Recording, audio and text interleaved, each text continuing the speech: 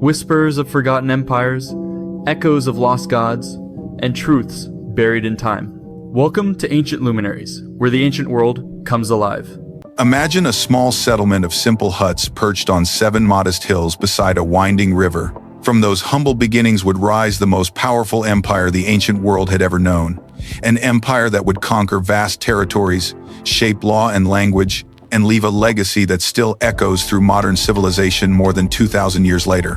Yet this same empire would eventually fracture and fall, its western half collapsing under the weight of internal strife and external pressures, while its eastern half endured in a transformed form. This is the complete history of Rome, from its legendary founding to its dramatic end in the West, a story of ambition, innovation, conquest, crisis, and transformation that continues to captivate and instruct us today. The story of Rome begins not with the grandeur of marble columns and conquering legions, but with scattered settlements perched atop 7 modest hills overlooking the Tiber River. Archaeological excavations conducted throughout the 20th and 21st centuries have revealed evidence of human habitation in the area, dating back to the 10th century before the Common Era, with pottery fragments, bronze tools, and remnants of simple huts providing tangible proof of early communities that would eventually coalesce into the most powerful empire the ancient world had ever known. The legendary account of Rome's founding, immortalized by later historians like Livy and Plutarch, tells of twin brothers Romulus and Remus abandoned as infants and suckled by a she-wolf before being raised by a shepherd named Faustulus. According to this narrative, the brothers decided to establish a city but quarreled over its location and governance, leading to Romulus killing Remus and founding Rome on the Palatine Hill in 753 before the Common Era. While modern historians treat this tale as mythological rather than historical fact, the date has become conventionally accepted as Rome's founding year, and archaeological evidence does support the existence of settlements in the area during this period. Excavations on the Palatine Hill have uncovered post holes and foundation trenches from 8th century before the Common Era structures, indicating organized construction and planning. These early dwellings were simple affairs, circular or oval huts with thatched roofs supported by wooden posts, their walls constructed from wattle and daub.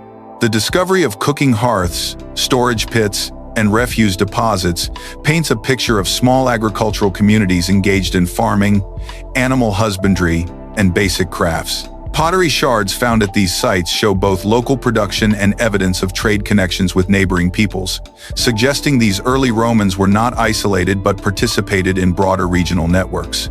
The transition from scattered hilltop villages to a unified urban center occurred gradually over the 8th and 7th centuries before the Common Era. The Forumborium, located between the Palatine and Aventine hills near the Tiber, became an important cattle market and trading post.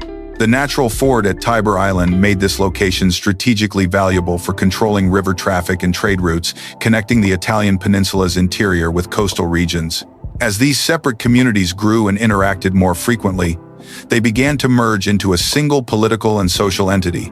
The Etruscan civilization, which flourished in central Italy from approximately the 8th to the 3rd centuries before the Common Era, exerted profound influence on early Roman development. The Etruscans had established sophisticated city-states throughout Tuscany and Latium, featuring advanced metallurgy, elaborate burial practices, and complex urban planning. Their cities boasted paved streets, sewer systems, and impressive fortifications constructed from massive stone blocks. Etruscan artisans excelled in bronze working, producing intricate mirrors, vessels, and decorative objects that demonstrated remarkable technical skill and artistic sophistication. Etruscan religious practices left an indelible mark on Roman culture. The Etruscan tradition of haruspicy, divining the future through examination of animal entrails, particularly sheep livers, became deeply embedded in Roman religious observance. Etruscan priests known as haruspices were consulted by Roman officials well into the imperial period. The Etruscan practice of augury, interpreting divine will through observation of bird flight patterns and other natural phenomena, similarly became central to Roman religious and political decision-making. Roman magistrates would not undertake major actions without first taking the auspices, a practice derived directly from Etruscan tradition. Architectural techniques pioneered by the Etruscans revolutionized Roman construction methods. The Etruscans developed the true arch, a structural innovation that allowed for larger spans, and more durable buildings than the simple post and lintel construction used by earlier peoples. They also perfected techniques for creating vaulted roofs and underground drainage systems. The famous Cloaca Maxima, Rome's great sewer system, was constructed using Etruscan engineering principles and may have been built by Etruscan workers under the direction of the Tarquin kings. Urban planning concepts borrowed from Etruscan cities shaped Rome's physical development. Etruscan cities were typically laid out according to religious principles, with streets oriented according to cardinal directions and sacred boundaries called pomerium marking the city limits. The Romans adopted similar practices, establishing their own pomerium and conducting elaborate rituals when founding new colonies or expanding existing settlements. The governmental structures that emerged during Rome's monarchical period bore clear Etruscan influence. Etruscan kings ruled with the assistance of advisory councils and maintained elaborate courts with complex ceremonial protocols. The fasces, bundles of rods bound around an axe that symbolized magisterial authority, originated in Etruscan tradition and became one of Rome's most recognizable symbols of power. Etruscan rulers wore purple togas and sat on ivory chairs called curule seats, practices that Roman magistrates later adopted as symbols of their office. During the monarchical period, traditionally dated from 753 to 509 before the Common Era, Rome was governed by 7 kings who established many of the institutions that would survive throughout the Republican era. The Senate, initially an advisory body composed of elder statesmen chosen by the king, emerged as a powerful force in Roman governance. These senators, called patres or fathers, came from Rome's most prominent families and provided continuity and institutional memory across different reigns. The Senate's influence extended beyond mere advice-giving. Senators controlled religious ceremonies, managed foreign relations, and oversaw the city's finances. The patrician class system crystallized during this period, creating a hereditary aristocracy that claimed descent from Rome's original founding families. Patricians monopolized religious offices, held exclusive rights to interpret religious law, and controlled access to political power. They owned the largest estates, commanded client networks of dependent farmers and craftsmen, and intermarried among themselves to consolidate their social position. Below the patricians stood the plebeians, a diverse group including farmers, merchants, artisans, and laborers who comprised the majority of Rome's population, but initially lacked political rights. Legal frameworks established during the monarchy laid groundwork for Rome's later legal achievements. The early Romans distinguished between different categories of law, including sacred law governing religious practices, civil law regulating relationships between citizens, and criminal law addressing offenses against the state. Kings served as supreme judges in legal disputes, though they often delegated this authority to appointed officials. The concept of precedent began to develop as legal decisions created expectations for future cases, though formal legal codes would not appear until the Republican period. The monarchy's final phase witnessed increasing tension between royal authority and aristocratic privilege. Tarquin the Proud, the 7th and last king, ruled from approximately 535 to 509 before the Common Era and pursued policies that alienated both patricians and plebeians. Unlike his predecessors, who had generally respected aristocratic prerogatives and maintained cooperative relationships with the Senate, Tarquin governed autocratically and showed little regard for traditional constraints on royal power. Tarquin's building projects, while impressive in scope, imposed heavy financial burdens on Rome's population. He completed construction of the Temple of Jupiter, Optimus Maximus on the Capitoline Hill, expanded the Circus Maximus to accommodate larger audiences, and continued work on the Cloaca Maxima drainage system. These projects required enormous amounts of labor, which Tarquin obtained through conscription of both citizens and slaves.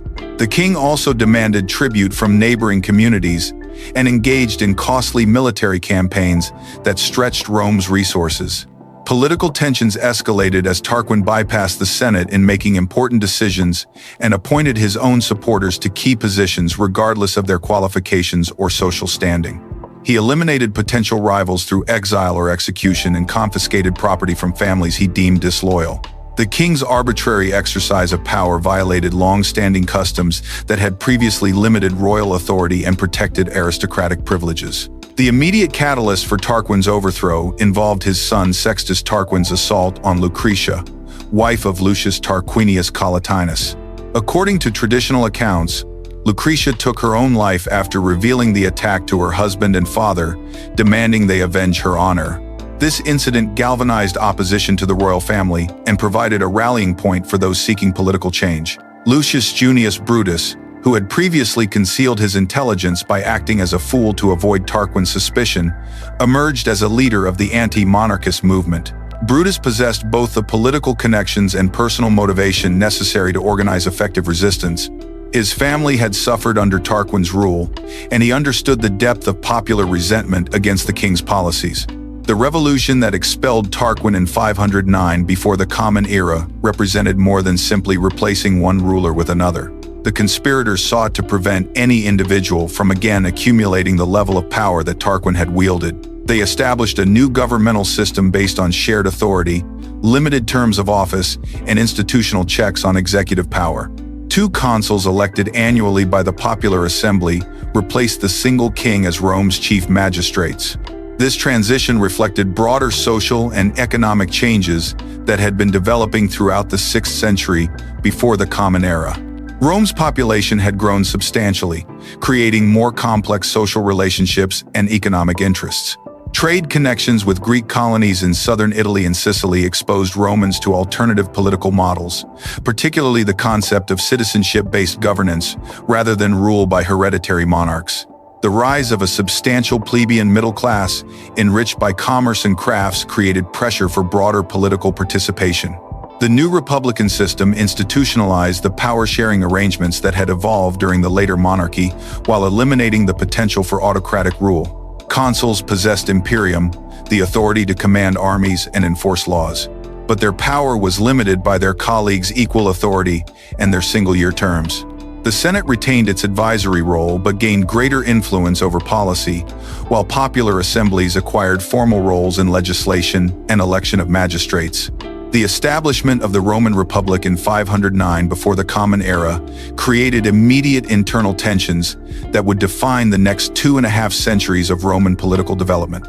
The patrician families who had orchestrated Tarquin's expulsion quickly moved to consolidate their control over the new governmental system, effectively excluding the plebeian majority from meaningful political participation. This exclusion sparked what historians term the conflict of the orders, a prolonged struggle between Rome's aristocratic elite and its common citizens that fundamentally transformed Roman society and governance.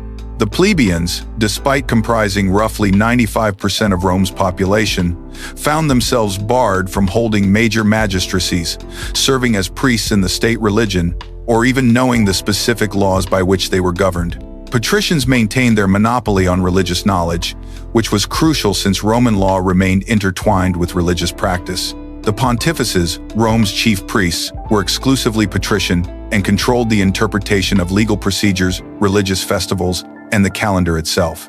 This religious authority translated directly into political power, as legal proceedings could only occur on dies fasti, and patrician priests determined which days qualified. Economic grievances compounded these political exclusions. Many plebeian farmers had fallen into debt during the disruptions of the late monarchy and the early republic's military campaigns. Roman debt law was particularly harsh. Creditors could seize debtors' property, enslave them, or even kill them if debts remained unpaid. Wealthy patricians often served as creditors, creating a system where economic dependency reinforced political subordination. Plebeian artisans and merchants, meanwhile, lacked the political influence necessary to secure favorable trade policies or legal protections for their businesses. The first major confrontation occurred around 494, before the Common Era, when plebeians organized what amounted to the world's first recorded general strike. Facing military service in a war against the Aequi and Volsci, plebeian soldiers instead withdrew from the city and established a separate settlement on the Sacred Mount, approximately 3 miles from Rome. This action, known as the First Secession of the Plebs, demonstrated remarkable organizational capacity and political sophistication. The plebeians understood that Rome's military success depended entirely on their participation as soldiers, giving them significant leverage over the patrician-dominated government. The crisis forced patricians to negotiate, resulting in the creation of the Tribune of the Plebs, a revolutionary institution that gave plebeians their first formal political representation. Tribunes possessed sacrosanctitas, making their persons inviolable under religious law. Anyone who harmed a tribune faced immediate execution. More importantly, tribunes wielded the power of intercessio, allowing them to veto any action by a magistrate that they deemed harmful to plebeian interests. This veto power extended to Senate decrees, judicial proceedings, and even military conscription orders.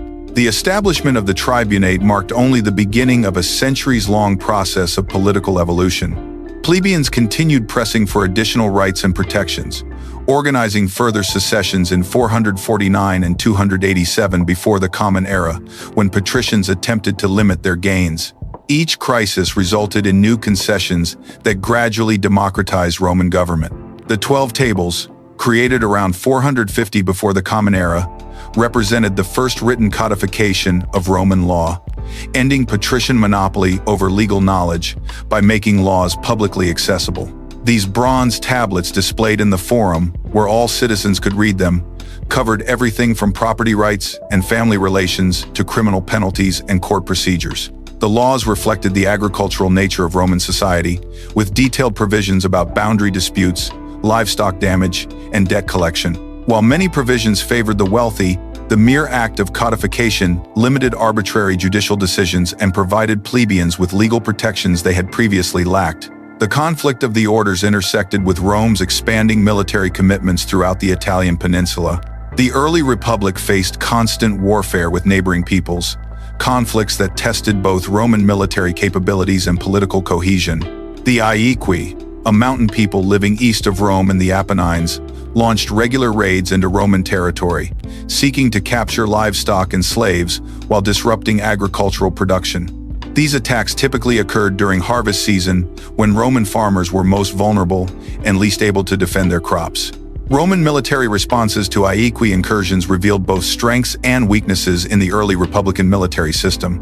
Roman forces excelled at siege warfare, having learned advanced techniques from Etruscan engineers, and their disciplined infantry formations proved effective against the more loosely organized tribal warriors. However, the Romans struggled with the guerrilla tactics favored by mountain peoples, who would strike quickly and then retreat to fortified positions in terrain unsuitable for heavy infantry operations. The Volsci presented a different challenge, controlling fertile territory south of Rome that the Romans coveted for agricultural expansion. Unlike the Aqui, who primarily engaged in raiding, the Volsci maintained organized city-states with professional armies, capable of meeting Roman forces in conventional battles. Volscian warriors used equipment similar to that of Roman soldiers: bronze helmets, leather armor reinforced with metal plates, and long spears designed for close formation fighting. Their shields, however, were typically round rather than the oval scutum preferred by Romans, and they relied more heavily on javelin throwing than sustained melee combat. These conflicts established patterns that would characterize Roman expansion throughout Italy. Rome rarely sought to annihilate defeated enemies, but instead incorporated them into expanding alliance networks through treaties that defined mutual obligations. Some defeated peoples received full Roman citizenship, others gained Latin rights that provided legal protections and commercial privileges, while still others became allies bound to provide military service in exchange for protection. This flexible approach to conquest allowed Rome to grow rapidly while maintaining internal stability. The catastrophic sack of Rome by Gallic forces in 387 before the Common Era fundamentally altered Roman strategic thinking and military organization. The Gauls, Celtic peoples from beyond the Alps, had been migrating into northern Italy throughout the 5th century before the Common Era, establishing settlements in the Po Valley and coming into conflict with Etruscan cities. Led by a chieftain named Brennus, a large Gallic army moved south through Etruria, defeating Roman forces at the Battle of the Allia, before capturing and burning most of Rome itself. The Gallic warriors who descended on Rome presented a terrifying spectacle to Mediterranean peoples accustomed to more conventional warfare. Standing significantly taller than most Romans, with long hair bleached with lime and bodies decorated with intricate tattoos, they fought with wild enthusiasm that intimidated even experienced soldiers. Their primary weapons were long iron swords designed for slashing attacks, supplemented by spears and small round shields. Some warriors fought completely naked, believing this demonstrated their courage and provided magical protection. The psychological impact of seeing these fierce warriors pouring through Rome's streets proved as devastating as the physical destruction they caused. Gallic forces burned temples, destroyed public buildings, and looted private homes, while most of Rome's population fled to the countryside or took refuge in the heavily fortified Capitoline Hill. The siege of the Capitoline lasted 7 months, with the Roman garrison surviving on increasingly meager rations, while Gallic forces controlled the rest of the city. According to traditional accounts, the Romans eventually paid an enormous ransom in gold to persuade the Gauls to withdraw, though some sources suggest that Roman reinforcements from allied cities forced the Gallic retreat. Regardless of the exact circumstances, the sack left Rome physically devastated and psychologically traumatized. The city's population had scattered, its buildings lay in ruins, and its reputation for military invincibility was shattered. The reconstruction that followed incorporated hard-learned lessons about defensive strategy and urban planning. The Romans built the Servian Wall, a massive fortification system that enclosed all 7 hills and stretched for approximately 11 kilometers. Constructed from large blocks of tufa stone, the wall stood 6 meters high and 4 meters thick, incorporating sophisticated defensive features including sally ports for counterattacks and platforms for artillery engines. The wall's construction required enormous resources and labor, demonstrating Rome's commitment to preventing future disasters. Military reforms implemented after the Gallic sack addressed tactical weaknesses revealed during the crisis. Roman commanders recognized that their traditional phalanx formation, borrowed from Greek military practice, lacked the flexibility needed to respond effectively to unconventional enemies. They began experimenting with more adaptable formations that could maneuver independently while maintaining coordination with other units. These innovations would eventually evolve into the manipular system that dominated Roman tactics for centuries. The trauma of 387 before the Common Era also influenced Roman diplomatic strategy, making leaders more willing to seek allies and less likely to rely solely on their own military strength. Rome began cultivating relationships with other Italian peoples threatened by Gallic expansion, creating mutual defense agreements that provided security while expanding Roman influence. These alliances proved crucial during subsequent conflicts, as Allied forces often outnumbered Roman troops in major campaigns.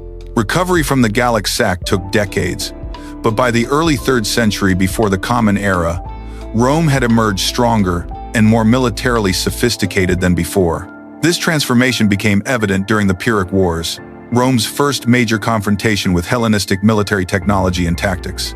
King Pyrrhus of Epirus, a skilled general and distant relative of Alexander the Great, brought professional armies equipped with the latest Greek innovations to support the city of Tarentum in its conflict with Rome. Pyrrhus commanded forces that represented the pinnacle of Hellenistic military development. His infantry consisted of Macedonian-style phalanxes, armed with Sarissa 18-foot pikes that could outreach any Roman weapon. These professional soldiers, trained from childhood in complex drill movements, fought in dense formations that presented walls of spear points to approaching enemies. Supporting the phalanxes were units of peltasts, lightly armed skirmishers who harassed enemy formations with javelins and stones before retreating behind the heavy infantry. The most spectacular element of Pyrrhus's army was his elephant corps, the first time Romans encountered these massive beasts in battle. The elephants, imported from India and trained for warfare, stood nearly 3 meters tall and weighed several tons each. Armored with bronze plates and carrying towers containing archers or javelin throwers, they served as ancient tanks capable of breaking enemy formations through sheer physical impact. The psychological effect of these enormous animals trumpeting and charging across the battlefield proved as important as their tactical capabilities. Pyrrhus's cavalry represented another technological advantage over Roman forces. His horsemen rode larger, better-bred mounts than those available to Romans and employed sophisticated tactics developed in the constant warfare between Hellenistic kingdoms. Heavy cavalry units equipped with long lances and scale armor could deliver devastating charges against infantry formations, while light cavalry harassed enemy flanks with arrows and javelins before withdrawing beyond retaliation range. The Battle of Heraclea in 280 before the Common Era demonstrated both the effectiveness of Hellenistic military technology and the resilience of Roman tactical adaptation. Roman forces initially struggled against Pyrrhus's combined arms approach, with their traditional formations proving vulnerable to coordinated attacks by elephants, cavalry, and phalanxes. The elephants in particular caused chaos among Roman ranks as horses panicked at their scent and soldiers fled from their charges. However, Roman commanders quickly began developing countermeasures that exploited weaknesses in Pyrrhus's seemingly superior system. They discovered that elephants, despite their intimidating appearance, could be wounded by concentrated missile fire, and would then rampage uncontrollably, often trampling their own troops. Roman soldiers learned to target the mahouts who controlled the elephants, causing the beasts to become unmanageable when the handlers were killed or wounded. The Battle of Asculum in 279 before the Common Era saw Romans implementing these tactical innovations with considerable success. They used rough terrain to limit cavalry effectiveness, employed light troops to harass elephant formations, and concentrated their best soldiers against specific sections of the enemy phalanxes rather than attacking along the entire front. While Pyrrhus technically won both battles, his casualties were so severe that he allegedly remarked that another such victory would destroy his army entirely, giving rise to the term Pyrrhic victory. These conflicts with Pyrrhus marked Rome's emergence as a major Mediterranean power, capable of defeating the most advanced military forces of the era. Roman adaptability, organizational skills, and willingness to absorb heavy casualties while learning from defeats proved more valuable than any single tactical innovation. The wars also demonstrated Rome's growing ability to mobilize the human and material resources of its Italian alliance system, fielding multiple armies simultaneously and replacing losses more quickly than enemies who lacked similar demographic advantages. The period from 509 to 264 before the Common Era witnessed Rome's transformation from a small city-state struggling with internal divisions and local enemies into the dominant power in peninsular Italy. The conflict of the orders had created more inclusive political institutions while maintaining enough aristocratic influence to ensure governmental stability. Military campaigns against various Italian peoples had tested and refined Roman tactical capabilities while expanding the alliance system that would support future conquests. The Gallic sack had taught valuable lessons about defensive strategy and the importance of preparedness, while the Pyrrhic Wars had proven Roman ability to defeat even the most sophisticated enemies through determination and tactical flexibility. By 264 before the Common Era, Rome's control over the Italian peninsula had created an inevitable collision course with Carthage, the dominant maritime power of the Western Mediterranean. The Carthaginians had established their empire through centuries of commercial expansion, founding trading posts and colonies from modern-day Tunisia to southern Spain and the islands of Sicily, Sardinia, and Corsica. Their capital city, built on a peninsula jutting into the Bay of Tunis, commanded one of the Mediterranean's finest natural harbors and served as the hub of a vast commercial network that generated enormous wealth through trade in precious metals, textiles, ivory, and exotic goods from sub-Saharan Africa. Carthaginian society differed fundamentally from Rome's citizen-soldier model. The Carthaginian elite consisted primarily of merchant families whose wealth derived from trade rather than land ownership. These merchants maintained extensive business relationships throughout the Mediterranean, operating fleets of cargo vessels that transported goods between distant markets, while their agents negotiated contracts and established new trading partnerships. The city's government reflected these commercial priorities, with elected officials called suffets, serving terms similar to Roman consuls but focusing primarily on economic rather than military affairs. The Carthaginian military system relied heavily on mercenary forces recruited from across North Africa and the Western Mediterranean. Libyan infantry formed the backbone of Carthaginian armies, equipped with long spears, round shields, and bronze helmets, fighting in dense formations that could withstand cavalry charges or infantry assaults. Numidian horsemen, renowned throughout the ancient world for their riding skills, served as scouts and skirmishers, using their mobility to harass enemy formations while avoiding direct confrontation. Spanish warriors brought expertise in guerrilla warfare and metalworking, wielding iron swords of exceptional quality that could cut through bronze weapons and armor.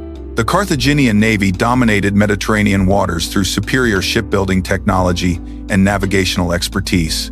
Their quinqueremes, massive warships powered by 5 banks of oars, could ram enemy vessels or serve as platforms for boarding actions. Each quinquereme carried approximately 300 rowers arranged in carefully coordinated tiers, with the uppermost oarsman pulling the longest oars to maximize propulsion. Bronze-reinforced rams protruding from the ship's prows could punch holes below the waterline of enemy vessels, while marines armed with spears, swords, and javelins prepared to board damaged ships or repel boarding attempts.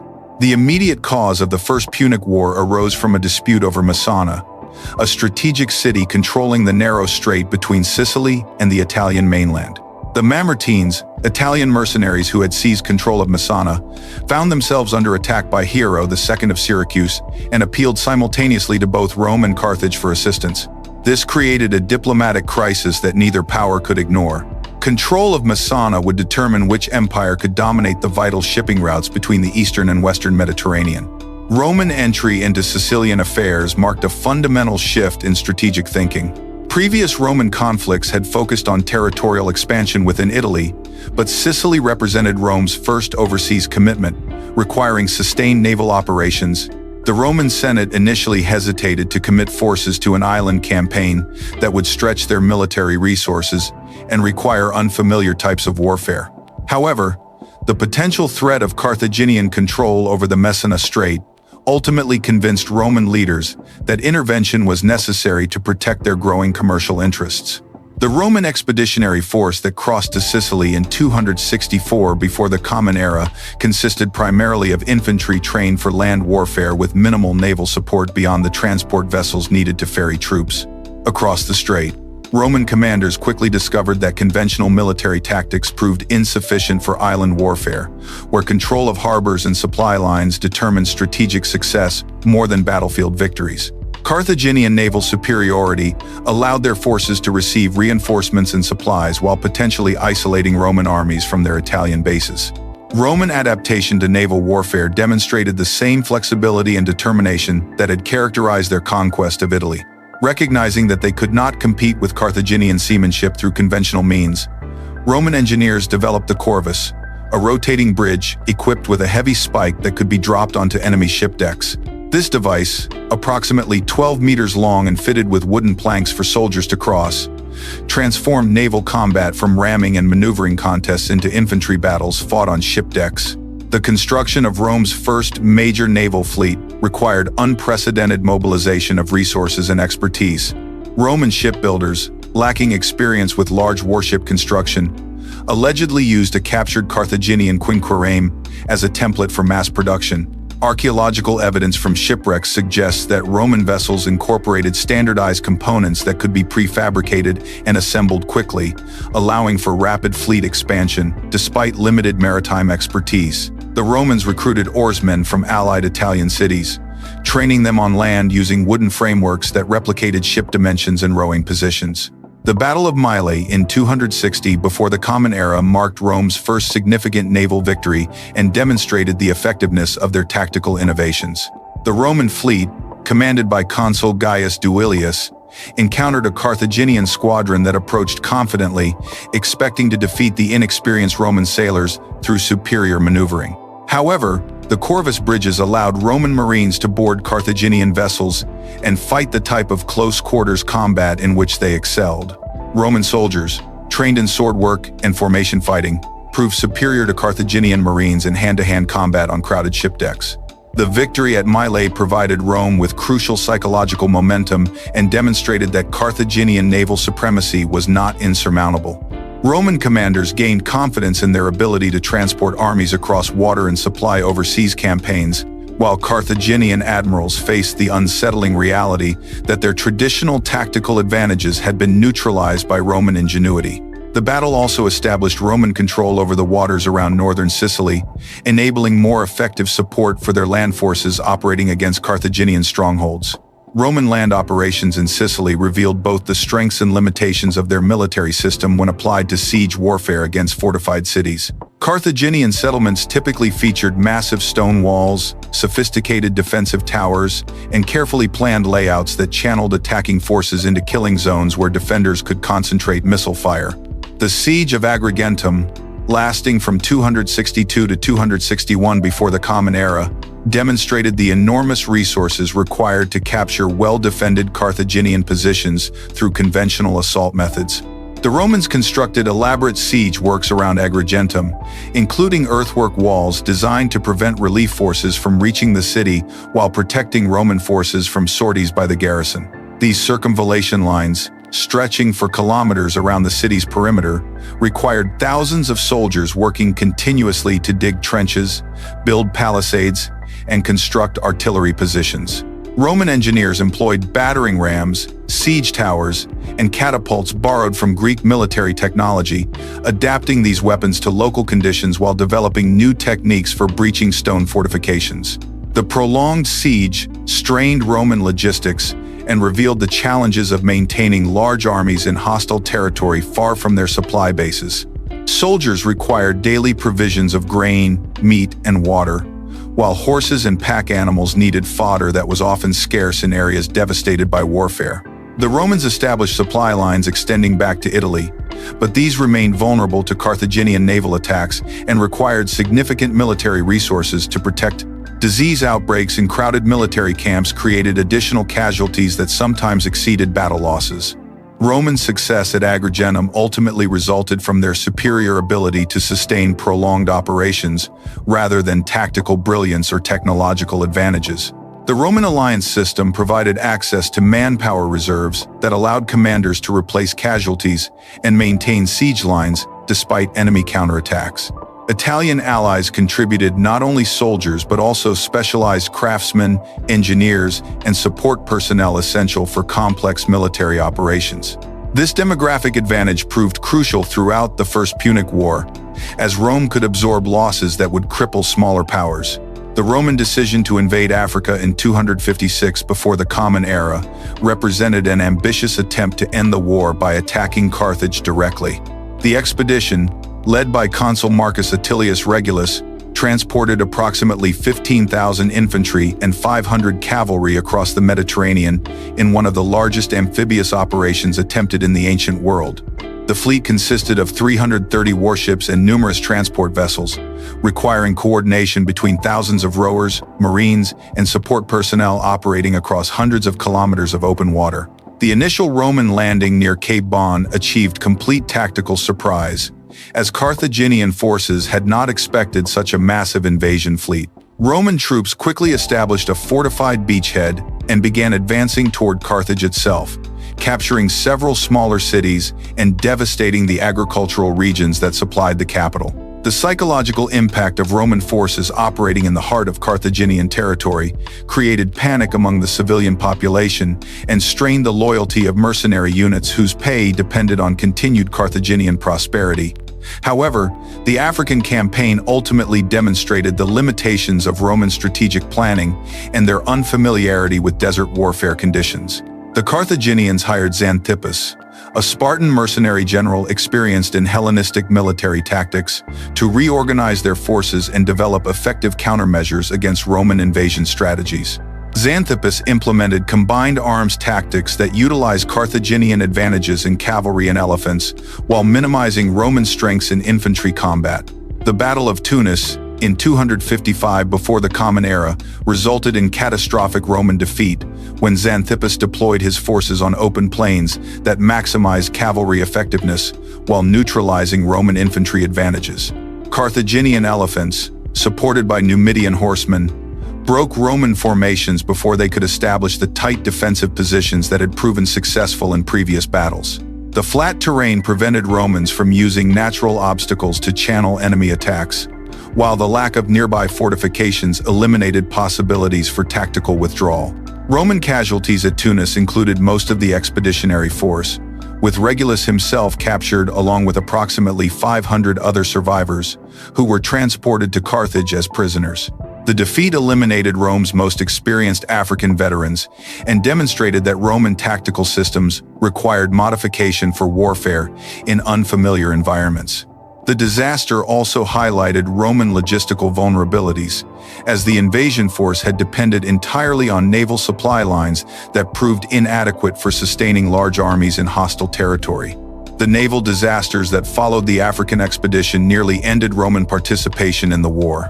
Storms destroyed much of the fleet returning from Africa, drowning thousands of soldiers and sailors while eliminating years of shipbuilding efforts. Additional naval losses occurred when Roman admirals, lacking experience with Mediterranean weather patterns, attempted operations during seasons when experienced sailors avoided open water. These catastrophes depleted Roman manpower reserves and strained the financial resources needed to construct replacement vessels.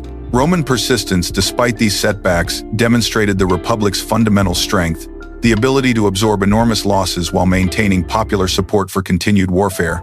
The Roman citizen assemblies repeatedly approved new military levies and additional taxation needed to fund fleet reconstruction, showing remarkable resilience in the face of repeated disasters.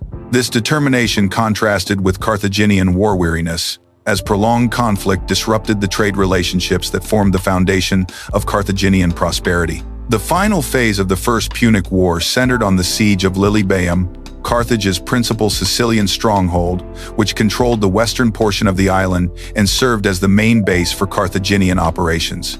The city's fortifications, built on a peninsula surrounded by water on three sides, presented enormous challenges for Roman siege techniques. Massive stone walls reinforced with towers and artillery positions protected the landward approaches, while the harbor remained open to Carthaginian supply ships, despite Roman naval patrols.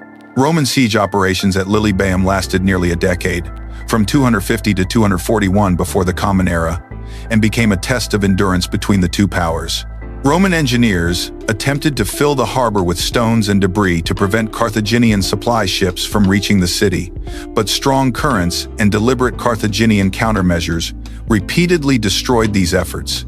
Underground mining operations aimed at collapsing sections of the city wall proved equally unsuccessful, as Carthaginian defenders detected tunneling activities and constructed countermines that neutralized Roman efforts. The prolonged siege demonstrated evolving Roman approaches to military engineering and logistics. Roman commanders established permanent camps with stone buildings, paved roads, and sophisticated water supply systems that resembled small cities rather than temporary military installations. These facilities housed not only soldiers but also craftsmen, merchants, and support personnel who maintained the complex infrastructure required for sustained siege operations. The Romans developed standardized procedures for rotating troops, maintaining equipment, and coordinating with naval forces that would influence military practice for centuries. Carthaginian resistance at Lilybaeum relied heavily on the skills of individual commanders who maintained garrison morale despite increasingly desperate circumstances. Hamilco, the Carthaginian commander, organized regular sorties against Roman siege works while coordinating with relief expeditions that attempted to break the blockade. These operations required careful timing and coordination between land and naval forces, as Carthaginian ships had to navigate Roman patrols while carrying supplies and reinforcements to the besieged garrison. The decisive Battle of the Agates Islands in 241, before the Common Era, finally ended the First Punic War, when a Roman fleet commanded by Gaius Lutatius Catulus defeated the last major Carthaginian naval force, attempting to relieve Lilybaeum. The Roman victory resulted from improved ship design and crew training that had developed over 2 decades of naval warfare. Roman vessels had become lighter and more maneuverable while retaining their boarding advantages, and Roman sailors had gained the experience necessary to compete with Carthaginian seamanship. The peace treaty that concluded the First Punic War established Rome as the dominant power in the central Mediterranean while imposing crushing financial penalties on Carthage. The Carthaginians agreed to evacuate Sicily completely, pay an enormous indemnity of 3,200 talents over 10 years, and return all Roman prisoners without ransom. These terms reflected Roman determination to prevent Carthaginian recovery while securing the resources needed to rebuild their own military capabilities. The interval between the First and Second Punic Wars witnessed fundamental changes in both Roman and Carthaginian strategic priorities. Rome consolidated control over Sicily while expanding into Sardinia and Corsica, establishing the administrative systems that would govern their growing overseas empire. Roman colonization programs transported Italian farmers to captured territories, creating loyal populations that could provide military service while developing agricultural resources. These settlements served both as military garrisons and economic centers that generated tax revenue for continued expansion. Carthaginian recovery efforts focused on Spain, where the Barcid family established what amounted to an independent kingdom that provided the resources and manpower for renewed conflict with Rome. Hamilcar Barca, the Carthaginian general who had commanded forces during the final stages of the First Punic War, led the Spanish expansion and developed new military techniques that combined traditional Carthaginian advantages with lessons learned from previous defeats. His son-in-law Hasdrubal continued these policies, founding New Carthage as a major base for operations while negotiating treaties with local Spanish tribes. Hannibal Barca's assumption of command in Spain in 221 before the Common Era marked the beginning of preparations for the most audacious military campaign in ancient history. Unlike previous Carthaginian commanders who had relied primarily on mercenary forces, Hannibal created a professional army that combined diverse ethnic groups into a cohesive fighting force united by personal loyalty to their commander. Spanish infantry provided disciplined heavy troops capable of meeting Roman legions in direct combat, while Gallic warriors contributed fierce assault capabilities, and Numidian cavalry maintained their traditional roles as scouts and skirmishers. The siege of Saguntum in 219 before the Common Era provided Hannibal with both a pretext for war and an opportunity to test his army against a fortified position defended by troops trained in Roman military methods. The 8-month siege demonstrated Carthaginian improvements in siege warfare technology, including the use of sophisticated artillery engines and mining techniques that had been developed during the Spanish campaigns. Hannibal's success at Saguntum also served notice to Rome that Carthaginian military capabilities had recovered from their previous defeats. Hannibal's decision to march overland from Spain to Italy represented one of history's most brilliant strategic concepts. Combining surprise with the practical advantages of avoiding Roman naval superiority, the route through southern Gaul and across the Alps would bring Carthaginian forces into northern Italy, where Gallic tribes remained hostile to Rome, and might provide additional troops for anti-Roman operations. This approach would also force Romans to defend their homeland rather than conducting overseas campaigns that strained their logistical capabilities. The army that departed New Carthage in 218 before the Common Era consisted of approximately 90,000 infantry, 12,000 cavalry, and 37 war elephants, representing the largest and most diverse force ever assembled under Carthaginian command. Spanish troops formed the core of the infantry, equipped with distinctive weapons including the falcata, a curved sword designed for slashing attacks that could penetrate Roman armor. African infantry carried traditional spears and shields, but had been trained in Roman tactical formations that would allow them to impersonate legionary units during battle. Gallic warriors brought their traditional long swords and fierce fighting spirit, while Balearic slingers provided accurate long-range support with lead projectiles that could kill or wound enemies at distances beyond javelin range. The march through Gaul required careful diplomacy as well as military skill, as Hannibal needed to secure passage through territories controlled by various tribal confederations. Some Gallic peoples welcomed Carthaginian forces as potential allies against Roman expansion, while others demanded tribute or hostages as guarantees of peaceful passage. Hannibal's negotiations demonstrated sophisticated understanding of Gallic politics and customs as he successfully avoided major conflicts while maintaining his army's cohesion and supplies. The Alpine crossing, accomplished during the onset of winter in 218 before the Common Era, became legendary for its combination of tactical brilliance and sheer audacity. Hannibal's route, probably through the Col de Clapier or a similar high-altitude pass, required his forces to traverse terrain that challenged even experienced mountain travelers. The army faced not only geographical obstacles, including narrow paths, steep grades, and unstable rock formations, but also attacks by alpine tribes who rolled boulders down mountainsides and launched ambushes from concealed positions. The elephants that survived the Alpine crossing created enormous psychological impact when they appeared in the Po Valley, as most Romans had never seen these massive beasts, and their presence seemed to confirm reports of Hannibal's supernatural abilities. However, the practical military value of the surviving elephants proved limited, as the cold climate and unfamiliar terrain had weakened them considerably. Most died during the first winter in Italy, though their initial appearance helped convince Gallic tribes to join Hannibal's cause. The destruction of Carthage in 146 before the Common Era marked Rome's emergence as the undisputed master of the Mediterranean world. Yet this triumph paradoxically initiated the most turbulent century in Roman history. The vast wealth flowing into Rome from conquered territories fundamentally altered the republic's social and economic foundations, creating unprecedented inequality between rich and poor, while undermining the traditional citizen farmer class that formed the backbone of Roman military strength. Successful generals returned from overseas campaigns with enormous personal fortunes, vast numbers of slaves, and armies of veterans whose loyalty belonged more to their commanders than to the Roman state itself. The transformation of Roman agriculture accelerated dramatically during this period, as wealthy elites acquired massive estates worked by slave labor captured during foreign conquests. These latifundia, some extending across hundreds of thousands of acres, specialized in cash crops like wine and olive oil that generated substantial profits for their owners while displacing the small-scale grain farming that had traditionally supported citizen soldiers and their families. Displaced farmers migrated to Rome in increasing numbers, swelling the urban population and creating a volatile mass of unemployed citizens dependent on government grain distributions and public entertainment for survival. The brothers Tiberius and Gaius Gracchus emerged from this social crisis as the first major politicians to challenge directly the senatorial oligarchy's monopoly on power.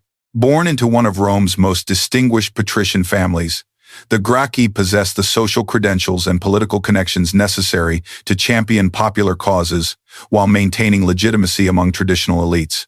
Their mother, Cornelia, daughter of the great Scipio Africanus, had provided them with exceptional educations that included training in Greek rhetoric and philosophy, preparing them to articulate complex political arguments in the public assemblies, where Roman legislation was debated and approved. Tiberius Gracchus assumed the tribunate of the plebs in 133, before the Common Era, with a comprehensive program designed to address the republic's mounting social problems through land redistribution. His Lex Sempronia Agraria proposed to enforce existing laws limiting the amount of public land any individual could occupy, reclaiming excess holdings for distribution to landless citizens in small plots suitable for family farming. The legislation also established a three-man commission with broad powers to survey public lands, determine legal ownership, and oversee the actual redistribution process. The land reform proposal struck at the heart of senatorial wealth and privilege. As many prominent families had accumulated vast holdings of public land through legal loopholes and outright occupation over several generations, these estates generated enormous revenues through livestock grazing, cash crop cultivation, and mineral extraction, providing the economic foundation for senatorial political dominance. The prospect of forced land redistribution threatened not only individual fortunes, but the entire system of patronage and client relationships that structured Roman society. Senatorial opposition to Tiberius Gracchus manifested initially through constitutional obstruction rather than direct violence. Marcus Octavius, Tiberius's colleague in the tribunate, vetoed the land bill using the traditional power of intercessio that allowed any magistrate to block actions by his peers. This veto created a constitutional crisis, as Roman political tradition assumed that magistrates would use their negative powers sparingly and only to prevent clearly harmful legislation. The systematic obstruction of popular reforms represented a new and dangerous precedent that threatened to paralyze republican government. Tiberius responded to senatorial obstruction with equally unprecedented constitutional innovations that pushed Roman political practice beyond traditional boundaries. He convinced the popular assembly to depose Marcus Octavius from office, arguing that a tribune who opposed the people's will had violated his fundamental duties and forfeited his position. This action, while technically legal under Roman law, violated centuries of precedent that treated magistrates as inviolable during their terms of office. The deposition established a dangerous principle that popular assemblies could remove officials who blocked their preferred policies. The funding mechanism that Tiberius proposed for his land commission created additional constitutional controversy by challenging senatorial control over public finances. Rather than requesting funds through normal budgetary procedures controlled by the Senate, Tiberius proposed to use the treasury of Pergamon, recently bequeathed to Rome by its last king, to provide the land commission with resources for surveying, road construction, and initial support for new settlers. This approach bypassed senatorial oversight while demonstrating that popular assemblies could access independent revenue sources for their programs. The violence that erupted during the final months of Tiberius's tribunate marked a watershed moment in Roman political development, introducing physical force as a legitimate tool for resolving constitutional disputes. Pontifex Maximus Publius Scipio Nasica organized a senatorial mob that attacked Tiberius and his supporters during a public assembly, killing the tribune along with approximately 300 of his followers. The senators used clubs and stones rather than swords, apparently believing that avoiding military weapons would minimize the legal consequences of their actions. The assassination of Tiberius Gracchus shattered the fundamental assumption that Roman citizens were protected from violence by their legal status and constitutional rights. The killing occurred in broad daylight in the heart of Rome, witnessed by thousands of citizens who could see that even the most distinguished offices provided no protection against organized political violence. The Senate's subsequent refusal to prosecute the killers demonstrated that traditional legal remedies had become ineffective against determined opposition backed by sufficient force. Gaius Gracchus assumed the tribunate 10 years later, in 123 before the Common Era, with a more comprehensive and politically sophisticated program that addressed the weaknesses in his brother's approach. Rather than focusing solely on land redistribution, Gaius constructed a broad coalition of interests united by opposition to senatorial dominance. His legislation included grain subsidies for urban citizens, public works projects that provided employment, judicial reforms that transferred important courts from senators to equestrians, and colonial programs that offered new opportunities for landless citizens. The Lex Sempronia Frumentaria established the principle that Roman citizens possessed a fundamental right to subsidize grain, creating a permanent entitlement that would influence Roman politics for centuries. The law required the state to sell grain to citizens at below-market prices, with the difference made up from public funds derived from provincial taxation. This program addressed immediate urban poverty while creating a powerful constituency of beneficiaries who would support politicians promising to maintain or expand the subsidies. Gaius's judicial reforms proved even more significant for long-term political development, as they challenged senatorial monopoly over the courts that tried provincial governors for extortion and corruption. The Lex Sempronia de Repetundus transferred these courts from senators to members of the equestrian order, wealthy non-senatorial Romans whose fortunes derived primarily from tax collection contracts, banking, and commercial activities. This change created a new power center in Roman politics, while providing provincial communities with judges who had fewer personal connections to the governors they were trying. The equestrian order that emerged as a major political force during this period consisted primarily of wealthy Romans who had chosen commercial careers over traditional political advancement through the cursus honorum.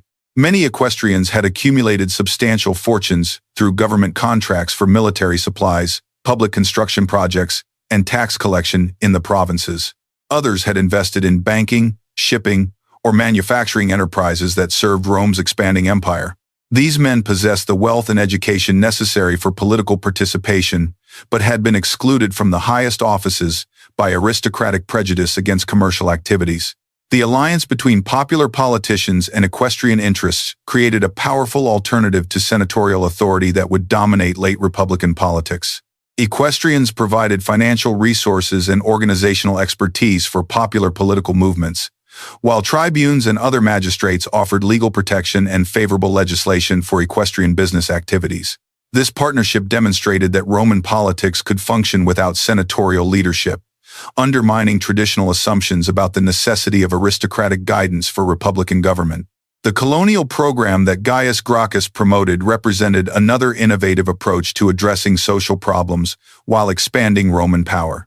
Unlike traditional colonies that served primarily military purposes, the Gracchi settlements were designed to provide economic opportunities for displaced farmers and urban poor through planned communities with adequate agricultural land, public facilities, and commercial connections. The proposed colony at Carthage on the site of Rome's former enemy symbolized the transformation of conquest into constructive development. The violent end of Gaius Gracchus in 121 before the Common Era followed patterns established during his brother's tribunate, but involved even more extensive bloodshed and constitutional innovation. The Senate passed its first Senatus Consultum Ultimum, a decree authorizing the consul to take any measures necessary to protect the state, effectively declaring martial law and suspending normal legal protections. This emergency decree provided legal cover for the military action that killed Gaius, along with approximately 3,000 of his supporters in street fighting throughout Rome. The Senatus Consultum Ultimum established a precedent that would be repeatedly invoked during subsequent political crises, gradually normalizing the use of emergency powers to suppress popular movements. The decree's vague language about protecting the state allowed senators to justify almost any level of violence against political opponents while claiming constitutional authority for their actions. This legal innovation effectively militarized Roman politics by providing a mechanism for transforming political disputes into military confrontations. The aftermath of the Gracchi crisis revealed fundamental changes in Roman political culture that would define the late Republic's trajectory toward civil war and autocracy. The traditional consensus that had united elite and popular interests around shared Republican values had been shattered, replaced by irreconcilable conflict between populares who appealed directly to citizen assemblies and optimates who defended senatorial prerogatives through constitutional obstruction and organized violence. The career of Gaius Marius exemplified the new type of military commander who would dominate late Republican politics through personal armies and veteran loyalty. Born into a relatively modest equestrian family from the Latin town of Arpinum, Marius lacked the aristocratic connections that traditionally facilitated political advancement, but possessed exceptional military talents that he demonstrated during service in Spain and Africa.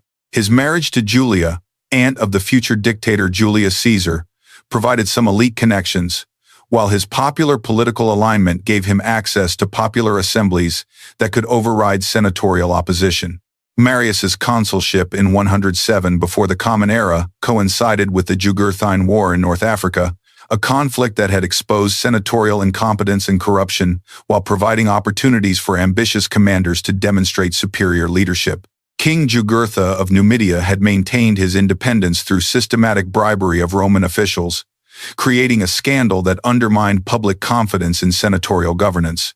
Marius's appointment to command against Jugurtha represented a popular revolt against aristocratic military leadership and established the precedent that citizen assemblies could override senatorial assignments of provincial commands. The military reforms that Marius implemented during his African command fundamentally altered the Roman army's social composition and political orientation. Faced with difficulty recruiting sufficient troops through traditional property qualifications, Marius opened military service to landless citizens who would serve for extended periods in exchange for regular pay, in equipment provided by the state, and promises of land grants upon retirement. This professionalization created armies whose primary loyalty belonged to their commanders rather than the Roman state, as generals controlled the resources that soldiers needed for their future security. The Marian military reforms standardized equipment and training while creating more flexible tactical formations that could adapt to diverse enemies and terrain. All legionaries now carried the same weapons: a short sword for close combat, 2 javelins for initial attacks, and a large rectangular shield for protection, while wearing standardized armor consisting of a bronze helmet and chainmail shirt. The manipular system was refined to allow greater coordination between units while maintaining the tactical flexibility that had proven successful against various enemies. The transformation of the Roman army from a citizen militia to a professional force had profound political implications that became apparent during the conflicts with Germanic tribes that threatened Roman territories in Gaul and northern Italy. The Cimbri and Teutones, massive tribal confederations displaced from their original territories by climate change and population pressure, had defeated several Roman armies and threatened to invade Italy itself. The crisis required sustained military campaigns that only professional armies could conduct effectively, but it also created opportunities for successful commanders to build personal followings among their veteran soldiers. Marius's consecutive consulships from 104 to 100 before the Common Era violated the traditional prohibition against holding the same office in successive years, but the Germanic threat provided justification for extraordinary measures. His repeated elections demonstrated that Roman citizens would override constitutional restrictions when faced with existential threats, establishing precedents that later commanders would exploit for personal advancement. The concentration of military authority in single individuals for extended periods undermined the Republican principle of shared power, while creating opportunities for ambitious politicians to build independent power bases. The Battle of Aquae Sextiae in 102 before the Common Era showcased the effectiveness of Marian military reforms against unconventional enemies who relied on mass attacks and psychological intimidation rather than disciplined formations. The Germanic warriors who faced Roman legions stood significantly taller than Mediterranean peoples, with long blonde hair and fierce battle cries designed to terrify opponents before combat began. They fought with minimal armor, relying on large shields and long swords while displaying contempt for death that impressed even experienced Roman soldiers. Marius deployed his forces in carefully prepared positions that maximized Roman advantages in discipline and coordination, while minimizing Germanic strengths in individual combat and numerical superiority. Roman engineers constructed field fortifications that channeled enemy attacks into predetermined killing zones, where concentrated javelin volleys could disrupt tribal formations before they reached Roman lines. The legionaries' superior armor and training proved decisive in close combat, as Germanic warriors found their long swords ineffective against Roman shields and armor, while Roman short swords could penetrate tribal defenses. The complete destruction of the Cimbrian and Teutonic forces eliminated the immediate threat to Roman territory, while establishing Marius as the Republic's most successful military commander. His victories provided enormous quantities of plunder that funded generous bonuses for veteran soldiers, while demonstrating the potential rewards available to troops serving under competent generals. The Germanic campaigns also produced thousands of prisoners who were sold into slavery, generating additional revenue that Marius could use to reward supporters and fund political activities.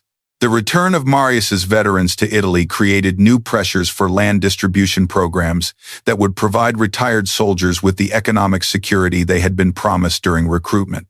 These professional soldiers possessed military skills and organizational experience that made them formidable political actors, while their personal loyalty to Marius gave him a power base independent of traditional constitutional authorities.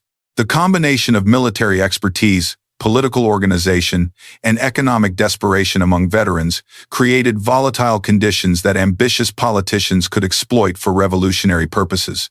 The social war that erupted in 91 before the Common Era represented the most serious internal threat to Roman power since the Gallic sack 3 centuries earlier, as Italian allies who had contributed substantially to Roman military success demanded the citizenship rights that had been repeatedly denied despite their loyal service. The immediate catalyst involved Marcus Livius Drusus, a tribune who proposed comprehensive reforms including citizenship for Italian allies, but the underlying causes reflected decades of accumulated grievances over discriminatory treatment and economic exploitation. The Italian communities that rebelled against Rome possessed substantial military capabilities developed through centuries of cooperation with Roman forces in overseas campaigns. Allied soldiers had learned Roman tactics and organization while serving alongside legionaries, and many communities could field well-equipped armies led by experienced commanders who understood Roman strengths and weaknesses. The rebels established their own confederation with a capital at Corfinium, demonstrating sophisticated political organization that rivaled Roman institutions. The military campaigns of the Social War tested Roman tactical superiority against enemies who possessed equivalent training and equipment, while fighting on familiar terrain with strong popular support. Italian forces achieved several significant victories against Roman armies, capturing important strongholds and threatening to expand the rebellion throughout the peninsula. The conflict's intensity and duration demonstrated that Roman military dominance depended heavily on Italian cooperation rather than inherent superiority over all potential enemies. Roman victory in the Social War resulted more from political concessions than military conquest, as the Republic gradually extended citizenship rights to allied communities that remained loyal or returned to Roman allegiance. The Lex Julia of 90 before the Common Era granted citizenship to all allies who had not joined the rebellion, while subsequent legislation extended similar rights to communities that laid down their arms. These measures eliminated the fundamental grievance that had motivated the rebellion while preserving Roman territorial integrity and alliance system. The citizenship extensions that ended the Social War fundamentally altered Roman political dynamics by dramatically expanding the number of citizens eligible to participate in popular assemblies and elections. The new citizens, concentrated in rural areas throughout Italy, possessed different interests and priorities than traditional urban voters, creating opportunities for politicians who could mobilize geographically dispersed constituencies. The practical difficulties of traveling to Rome for political participation meant that citizenship rights remained largely theoretical for most new citizens, but their potential political influence worried traditional elites. Lucius Cornelius Sulla emerged from the Social War as Rome's most successful commander and a leading representative of optimate political interests opposed to popular reforms and democratic innovations. Born into an ancient patrician family that had fallen on hard times, Sulla combined aristocratic prejudices with ruthless ambition and exceptional military talents that he had demonstrated during service under Marius in Africa and against Germanic tribes. His appointment to command against Mithridates, the sixth of Pontus, provided an opportunity to restore his family's fortunes while advancing optimate political goals. The conflict between Marius and Sulla over the Mithridatic command marked the first time that Roman armies marched on Rome itself, shattering the fundamental taboo that separated military and civilian authority within the city's sacred boundary.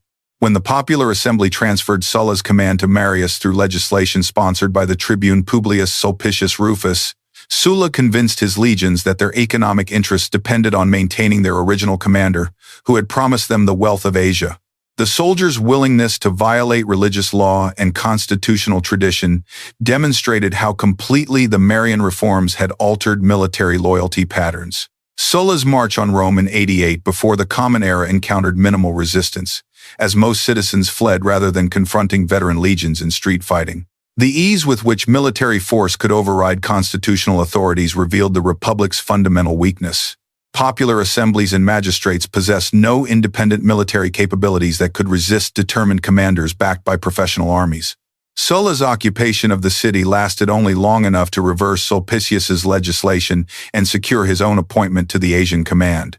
But the precedent of using military force to resolve political disputes would be repeatedly invoked by later commanders.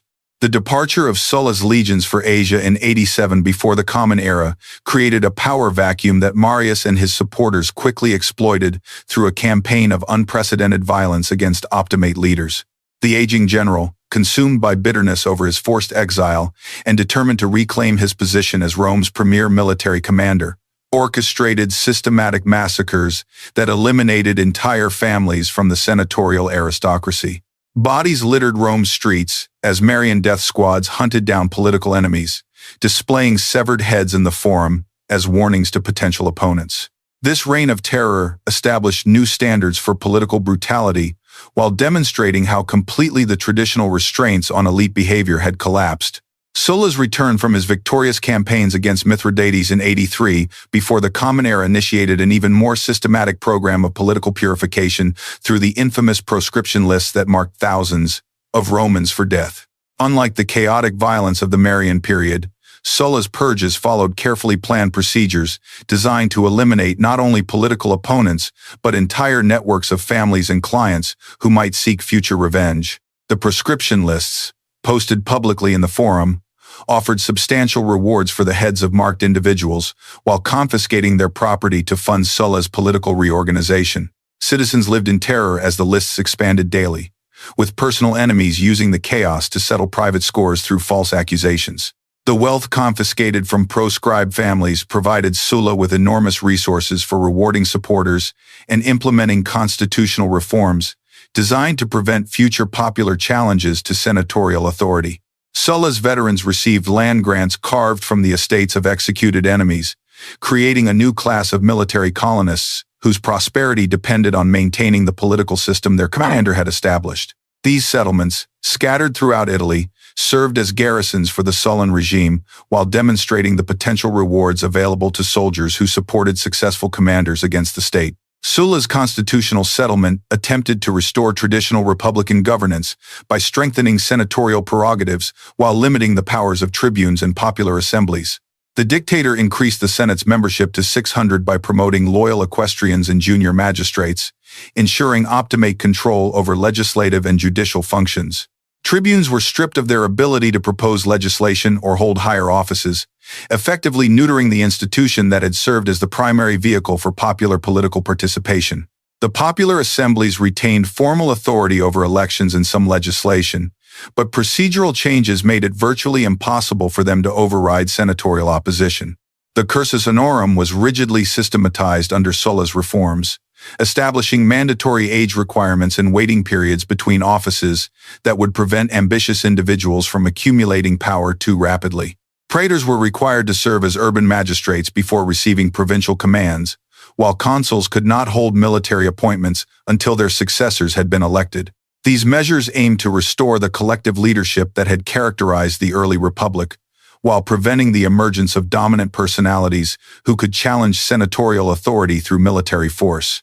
Despite Sulla's efforts to create a permanent constitutional framework, In his retirement in 79, before the Common Era immediately triggered renewed conflicts, as ambitious politicians sought to dismantle restrictions on their advancement. The dictator's voluntary abdication of power, unprecedented in Roman history, reflected his genuine belief that institutional reforms could prevent future civil conflicts without requiring permanent autocratic rule. However, the precedents of military intervention and political violence that Sulla himself had established proved more influential than his constitutional innovations, as subsequent leaders recognized that force remained more effective than legal procedures for achieving political goals. Marcus Aemilius Lepidus emerged as the first major challenger to the Sullan settlement, winning the consulship in 78 before the Common Era on a platform of reversing the dictator's most unpopular measures. Lepidus promised to restore the full powers of the tribunate, recall political exiles, and redistribute land confiscated during the proscriptions to its original owners. His program attracted support from dispossessed families, displaced farmers, and urban citizens who had suffered under Sullan rule, demonstrating that popular opposition to Optimate dominance remained strong despite the recent reign of terror. The conflict between Lepidus and the Senate escalated into open warfare when the consul refused to accept his colleague's authority and began recruiting military forces from his supporters throughout Italy. Lepidus's ability to raise substantial armies revealed the fragility of Sulla's constitutional settlement, as many citizens remained willing to support armed resistance against senatorial rule. The rebellion also demonstrated how easily ambitious politicians could exploit social grievances to build personal military followings that challenged state authority. Gnaeus Pompeius Magnus, barely 28 years old and holding no official magistracy, championed the cause against Lepidus by raising private armies from his family estates and Sullan veteran colonies. Pompey's irregular appointment to military command violated numerous constitutional principles, but senatorial desperation overcame legal scruples, as Optimate leaders recognized that conventional forces could not match the loyalty and effectiveness of personally recruited troops. The young commander's success in defeating Lepidus established him as the Republic's most promising military talent, while creating dangerous precedents for bypassing normal advancement procedures. Pompey's subsequent campaigns in Spain against the renegade general Quintus Sertorius further enhanced his reputation while revealing the continuing instability that plagued Roman territories throughout the Mediterranean. Sertorius had established an independent regime in Hispania that combined Roman administrative techniques with local tribal support, creating a formidable challenge to central authority that conventional commanders had failed to address effectively. The conflict required innovative tactical approaches and diplomatic skills that tested Pompey's abilities, while providing him with the military experience necessary for future leadership roles. The war against Sertorius demonstrated the effectiveness of guerrilla tactics against conventional Roman military formations, as the rebel commander avoided direct confrontations while striking at supply lines, isolated garrisons, and civilian targets that supported Roman administration.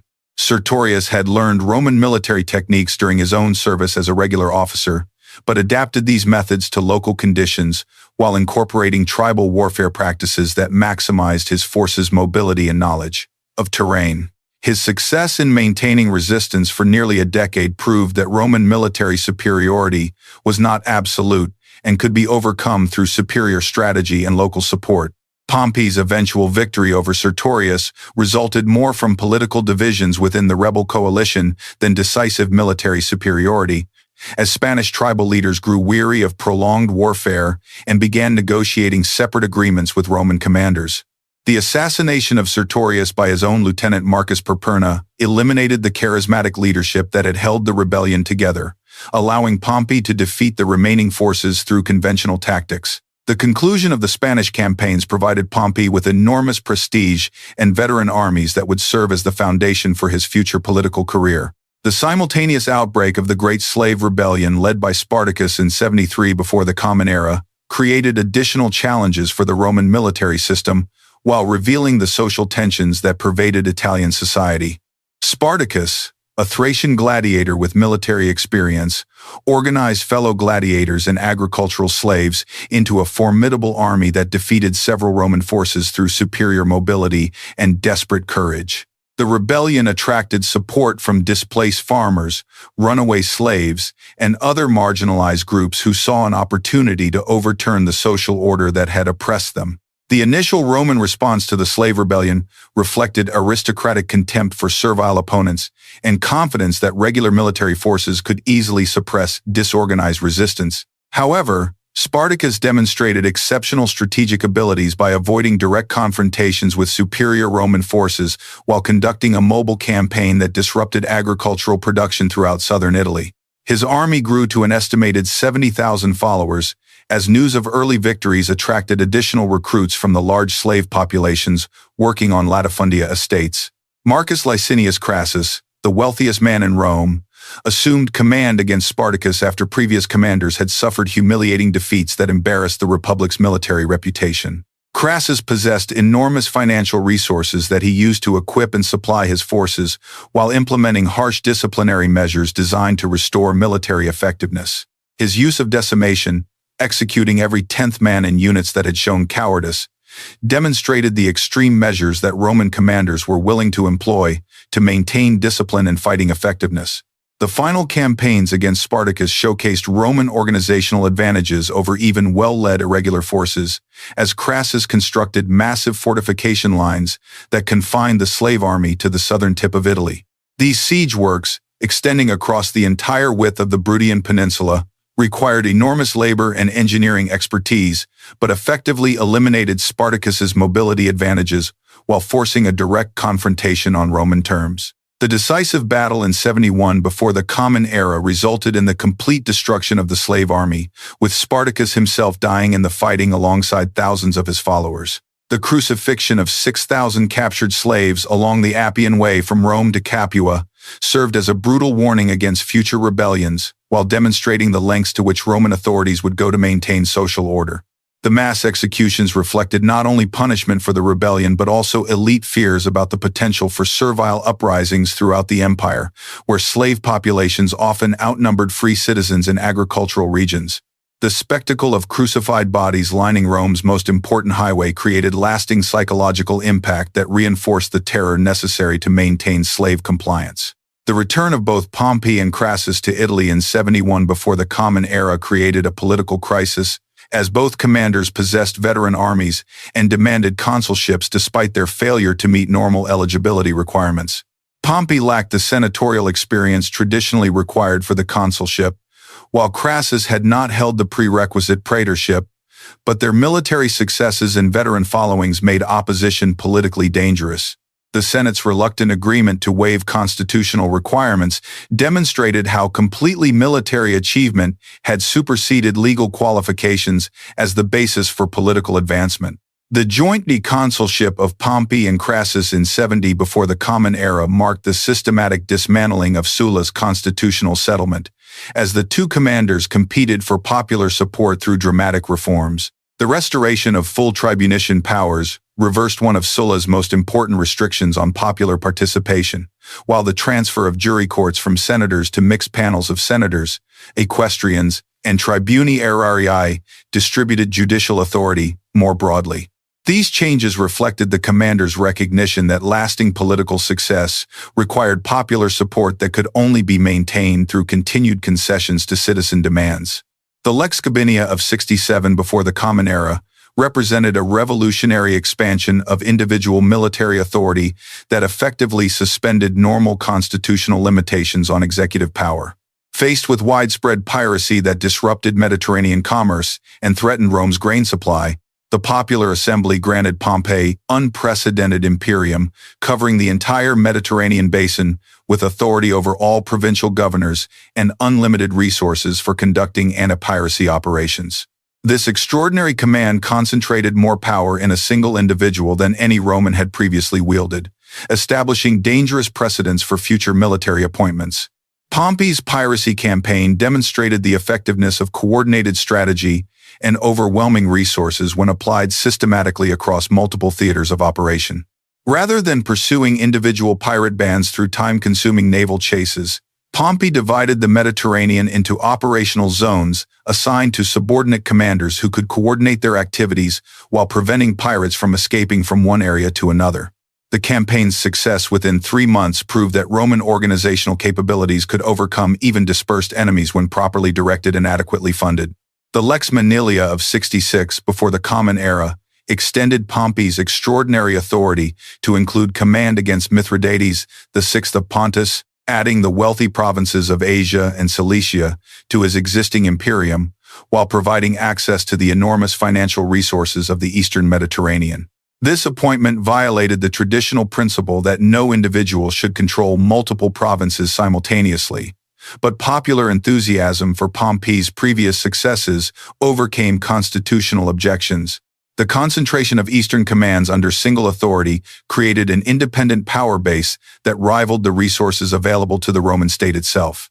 Pompey's Eastern campaigns against Mithridates and his subsequent reorganization of the entire region established new standards for Roman imperial administration while generating unprecedented wealth for both the state treasury, the commanding general's personal fortune. The final defeat of Mithridates ended a conflict that had plagued Roman Eastern policy for decades, while Pompey's diplomatic settlements with various kingdoms and city-states created stable political arrangements that would endure for centuries. His establishment of new provinces and client relationships extended Roman influence throughout the Eastern Mediterranean, while providing enormous tax revenues that funded future military operations. The wealth that flowed from Pompey's Eastern conquests fundamentally altered Roman politics by providing successful commanders with resources that exceeded those available to traditional magistrates and even the state treasury itself. Pompey's personal fortune, estimated at over 70 million denarii, allowed him to fund massive public works projects, provide generous bonuses to veteran soldiers, and maintain extensive client networks throughout the Mediterranean world. This concentration of wealth in private hands created new forms of political competition while undermining the collective decision-making processes that had characterized republican governance. During Pompey's absence in the East, Gaius Julius Caesar had been building his own political career through the traditional cursus honorum, while developing the skills and connections that would eventually make him Rome's most successful politician and general. Born into an ancient patrician family that claimed descent from the goddess Venus and the Trojan hero Aeneas, Caesar possessed the social credentials necessary for political advancement while lacking the substantial personal wealth that had become essential for successful campaigns. His early career demonstrated exceptional abilities in oratory, legal advocacy, and political manipulation that compensated for his relatively modest financial resources. Caesar's quaestorship in Spain in 69, before the Common Era, provided his first significant exposure to provincial administration and military command, while his aedileship in 65, before the Common Era, established his reputation for magnificent public spectacles that won popular support despite enormous personal expense. The gladiatorial games and theatrical performances that Caesar sponsored during his aedileship far exceeded traditional standards for such events, requiring him to borrow substantial sums that created dangerous financial obligations to wealthy creditors. However, the political benefits of popular acclaim proved worth the financial risks, as Caesar's reputation for generosity and entertainment value made him a favorite among urban voters. Caesar's election to the pontificate in 63 before the Common Era demonstrated his growing political influence while providing him with religious authority that would prove valuable throughout his career. The position of Pontifex Maximus carried significant prestige and practical advantages, including knowledge of religious law, influence over the calendar, and the right to participate in important ceremonial functions. Caesar's victory over two more senior competitors for the position reflected his superior political organization and popular appeal while establishing him as a major figure in Roman religious and political life. The conspiracy of Catiline in 63 before the Common Era created opportunities for ambitious politicians to demonstrate their loyalty to the state while advancing their own careers through dramatic public service. Lucius Sergius Catilina, a desperate aristocrat facing financial ruin and political marginalization, organized a revolutionary plot that aimed to overthrow the existing government through assassination and urban warfare. The conspiracy attracted support from debt-ridden senators, displaced veterans, and urban poor who saw violent revolution as their only hope for improving their circumstances. Marcus Tullius Cicero's consulship during the Catilinarian crisis established him as the Republic's most eloquent defender while demonstrating the continued effectiveness of traditional political institutions when properly led. Cicero's speeches against Catiline, delivered in the Senate and popular assemblies, mobilized public opinion against the conspiracy, while providing detailed evidence of the plotters' intentions and methods. The consul's success in exposing and defeating the conspiracy without resorting to military force proved that skilled political leadership could still triumph over revolutionary violence. The execution of Catiline's associates without trial created constitutional controversy that would haunt Cicero throughout his subsequent career, as the action violated fundamental legal protections for Roman citizens while establishing precedents for emergency measures against internal enemies. Caesar's opposition to the executions, arguing for life imprisonment rather than death sentences, demonstrated his commitment to legal procedures while positioning himself as a defender of citizen rights against arbitrary punishment. The debate over appropriate responses to the conspiracy revealed fundamental disagreements about the balance between security and liberty that would continue to divide Roman politicians. Caesar's praetorship in 62 before the Common Era and subsequent governorship of further Spain provided him with the military experience and financial resources necessary for advancement to the consulship, while establishing his reputation as an effective administrator and successful general. His campaigns against Lusitanian tribes generated substantial plunder that allowed him to pay his debts while providing bonuses for his soldiers, creating the veteran loyalty that would prove crucial for his future career. The Spanish command also demonstrated Caesar's abilities as a military innovator, as he adapted Roman tactics to local conditions while incorporating auxiliary forces that enhanced his army's effectiveness. The return of Pompey from the east in 62 before the Common Era created expectations of dramatic political changes, but the great general's decision to disband his armies and seek ratification of his eastern settlements through normal legislative procedures surprised both supporters and opponents. Pompey's respect for constitutional tradition reflected his genuine commitment to republican institutions, but it also eliminated his primary source of political leverage, while allowing opponents to obstruct his requests through normal parliamentary procedures. The Senate's refusal to ratify Pompey's arrangements or provide land for his veterans demonstrated how completely traditional political processes had become paralyzed by factional conflict. The formation of the so-called First Triumvirate in 60 before the Common Era represented a revolutionary development in Roman politics, as three of the Republic's most powerful individuals agreed to coordinate their activities in pursuit of mutual advantage, while bypassing traditional institutional constraints. Caesar, Pompey, and Crassus possessed complementary resources and objectives that made cooperation advantageous despite their personal rivalries and competing ambitions. Caesar needed financial support and political backing for his consular campaign. Pompey required legislative approval for his eastern settlements and veteran land grants, while Crassus sought profitable commands that would enhance his military reputation and provide opportunities for further enrichment. The secret nature of the triumviral alliance reflected the participants' recognition that their cooperation violated republican principles of open debate and collective decision-making while concentrating power in private hands, rather than public institutions. The three men carefully concealed their agreement while maintaining public pretenses of normal political competition, using intermediaries and coded communications to coordinate their activities without revealing the extent of their collaboration. This deception proved remarkably effective, as most contemporaries remained unaware of the alliance's existence until its effects became undeniable through subsequent political developments. Caesar's consulship in 59 before the Common Era demonstrated the triumvirate's ability to override constitutional opposition through a combination of popular support, financial resources, and organized intimidation that effectively eliminated senatorial influence over legislation. Caesar's colleague Marcus Bibulus attempted to obstruct triumviral measures through traditional means, including vetoes and religious objections, but found himself physically prevented from participating in public business through organized violence that confined him to his house for most of the year. The consulship became known as the consulship of Julius and Caesar, as Bibulus's name disappeared from public documents and popular consciousness. The land law that Caesar pushed through the popular assembly provided Pompey's veterans with the agricultural settlements they had been promised, while establishing a precedent for large-scale redistribution of public property to military colonists.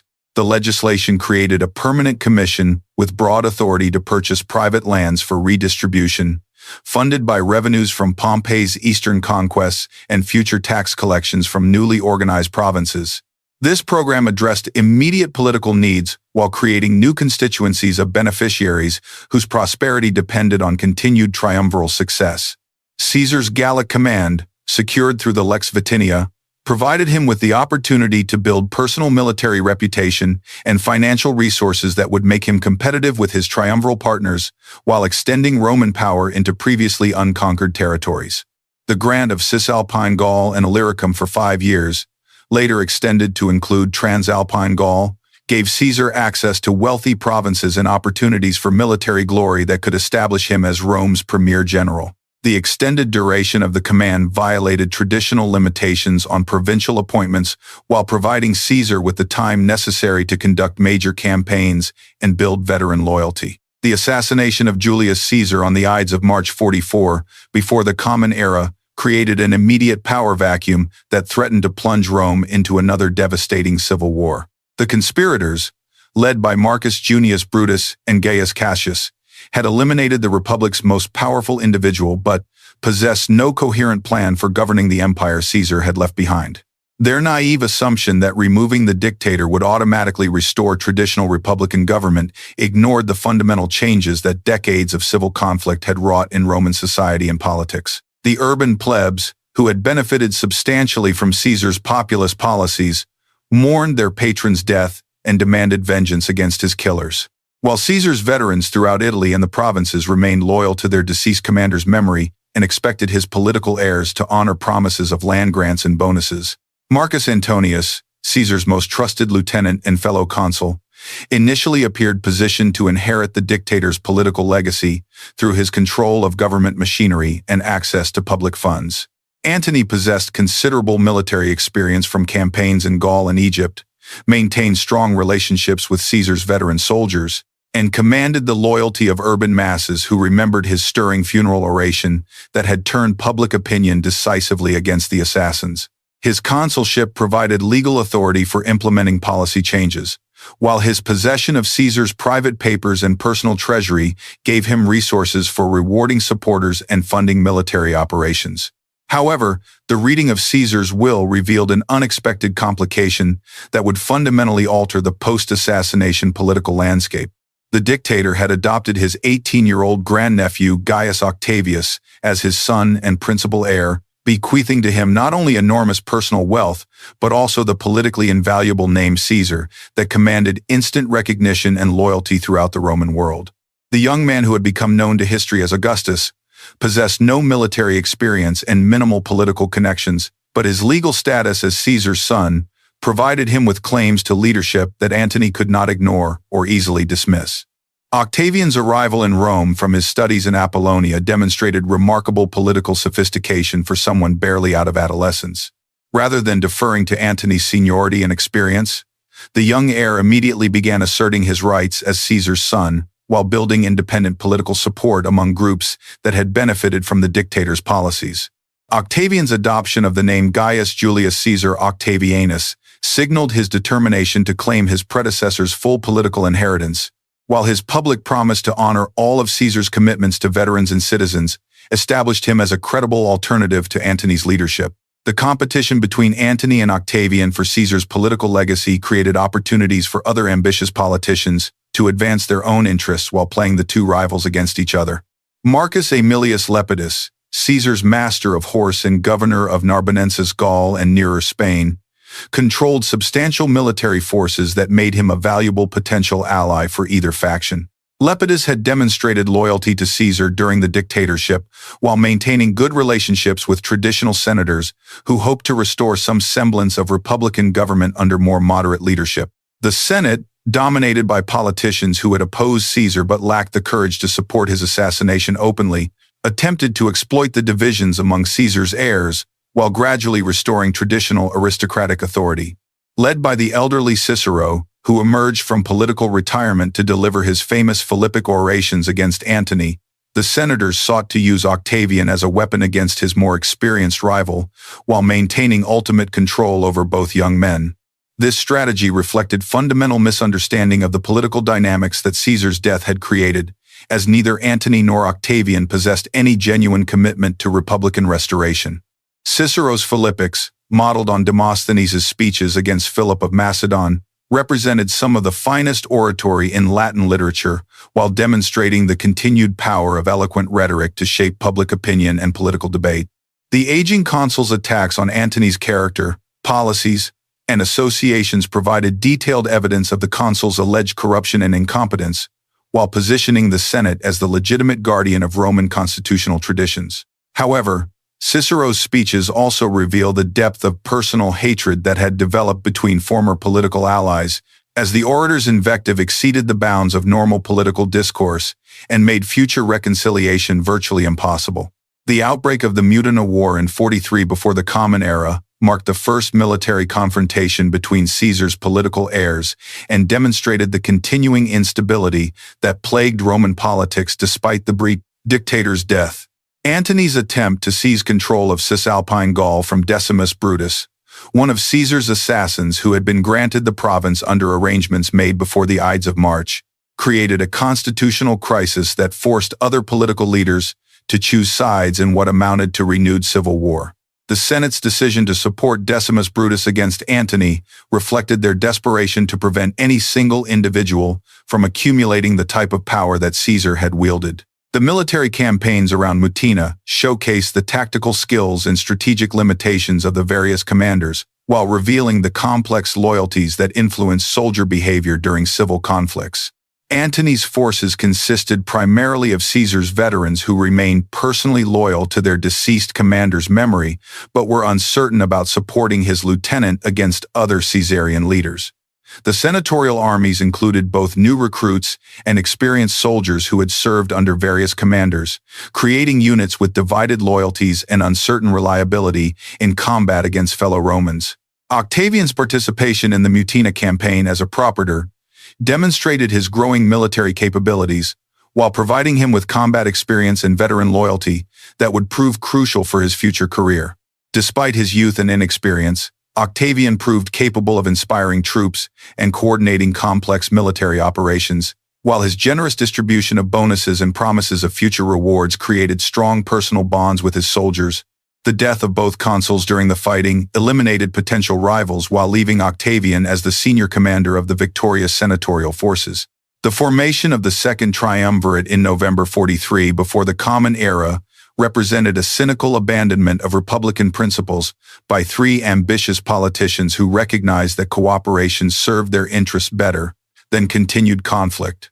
Unlike the secret alliance that had bound Caesar, Pompey, and Crassus, the new triumvirate received formal legal recognition through the Lex Titia, which granted Antony, Octavian, and Lepidus extraordinary powers for restoring the Republic over a 5-year period. This legislation effectively suspended normal constitutional government, while providing the triumvirs with unlimited authority to conduct military operations, redistribute property, and eliminate political opponents. The proscription lists that the triumvirs published immediately after their alliance demonstrated their willingness to employ systematic terror as a tool of political control, while generating the financial resources necessary for rewarding supporters and funding military operations. Unlike Sulla's earlier proscriptions, which had targeted primarily political enemies, the triumviral death lists included wealthy individuals whose only crime was possessing property that the triumvirs coveted for their own purposes.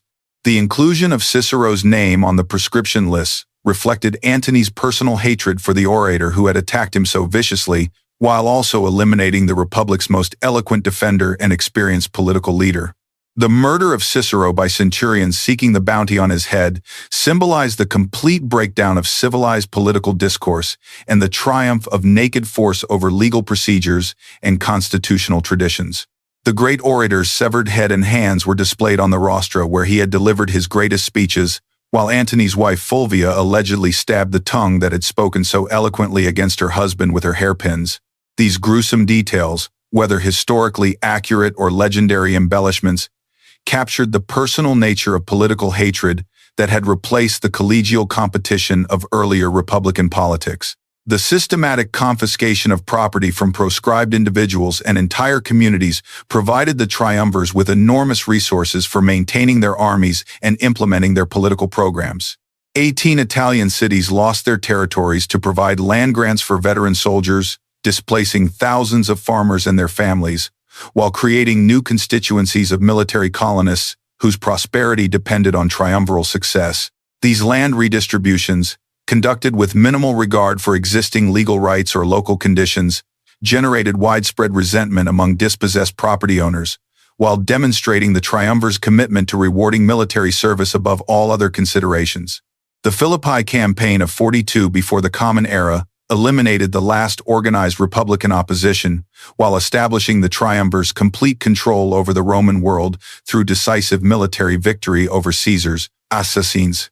Brutus and Cassius had spent 2 years building substantial armies in the eastern provinces, recruiting legions from Roman garrisons and allied kingdoms, while accumulating the financial resources necessary for sustained military operations. Their forces included experienced soldiers who had served under various commanders, supplemented by auxiliary troops from client states that remained nominally independent but were effectively controlled by Roman governors. The battlefield at Philippi, located on the Via Egnatia in Macedonia, provided terrain that favored defensive tactics while allowing both armies to deploy their full strength in conventional formations. The Republican forces occupied strong positions on elevated ground that protected their flanks while providing clear fields of fire for their artillery engines and missile troops. Brutus and Cassius had learned from previous Civil War experiences, implementing careful security measures and maintaining disciplined formations that avoided the tactical errors that had doomed earlier opponents of triumviral forces. The two battles fought at Philippi within 20 days demonstrated the tactical evolution that had occurred in Roman military practice during decades of civil warfare. Both sides employed similar equipment, training, and organizational structures, making victory dependent on superior leadership, soldier morale, and tactical innovation rather than technological advantages or tactical innovation. The first battle saw Brutus defeating Octavian's forces, while Antony simultaneously crushed Cassius's army, creating a tactical stalemate that required a second engagement to determine the campaign's outcome. The decisive second battle resulted from Antony's superior understanding of soldier psychology and his ability to maintain unit cohesion during complex tactical maneuvers. While Brutus possessed theoretical military knowledge and personal courage, he lacked the practical experience with large-scale operations that Antony had gained during years of service under Caesar. The Republican commander's suicide following his defeat eliminated the last credible alternative to triumviral rule, while providing Antony with enormous prestige as the victor over Caesar's principal assassin. The division of the Roman world that followed the Philippi victory reflected the triumvir's recognition that their alliance remained fundamentally unstable and required geographical separation to prevent immediate conflict. Antony received the wealthy eastern provinces, where he could pursue his ambitions for military glory against Parthia while enjoying the luxurious lifestyle that appealed to his personal tastes. Octavian obtained the more challenging western territories, including Italy, where he would face the difficult task of settling veterans and managing the political complexities of the homeland. Lepidus received Africa, a relatively minor assignment that reflected his junior status within the triumvirate.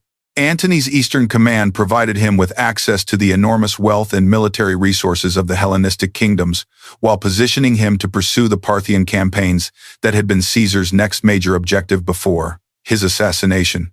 The eastern provinces generated substantial tax revenues that could fund military operations, while the region's Greek cities and royal courts offered the sophisticated cultural environment that appealed to Antony's intellectual interests and social preferences. His relationship with Cleopatra, the seventh of Egypt, which began during this period, combined personal attraction with practical political advantages that strengthened his position throughout the eastern Mediterranean. Cleopatra's alliance with Antony represented a calculated political decision by the Egyptian queen to secure her kingdom's independence while gaining access to Roman military protection against potential rivals and internal threats. The last Ptolemaic ruler possessed exceptional intelligence, linguistic abilities, and diplomatic skills that she had demonstrated during her earlier relationship with Julius Caesar. Her control over Egypt's vast agricultural wealth and strategic position controlling eastern Mediterranean trade routes made her a valuable ally for any Roman commander seeking to establish independent power in the region. The cultural and political significance of Antony's relationship with Cleopatra extended far beyond personal romance to encompass fundamental questions about Roman identity and the Republic's future development. Antony's adoption of Hellenistic royal customs, including elaborate court ceremonies and divine honors, violated traditional Roman values while suggesting that he intended to establish a monarchical system modeled on Eastern precedents rather than restoring republican government. His public acknowledgement of children by Cleopatra and his grants of territories to these offspring created dynastic arrangements that threatened Roman constitutional principles. The propaganda war that preceded the final confrontation between Antony and Octavian demonstrated the importance of public opinion and political legitimacy in determining the outcome of civil conflicts. Octavian's supporters portrayed their leader as the defender of traditional Roman values against Eastern decadence and foreign influence, while presenting Antony as a traitor who had abandoned his Roman identity in favor of Oriental luxury and monarchical ambitions. This campaign proved remarkably effective in Italy, where citizens were already suspicious of Eastern influences and concerned about the potential establishment of a foreign-dominated monarchy.